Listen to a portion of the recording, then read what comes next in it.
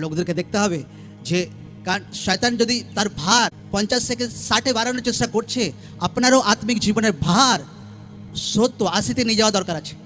আপনি বুঝতে পারছেন যে শয়তান তার পাওয়ার বাড়াচ্ছে আপনার বিরুদ্ধে। আপনাকে আত্মিক জীবনে পাওয়ার বাড়াতে হবে, প্রার্থনাতে, সেবাতে, পবিত্র জীবনে, সমর্পিত জীবনে, তো শয়তানকে আপনি হারাতে পারবেন।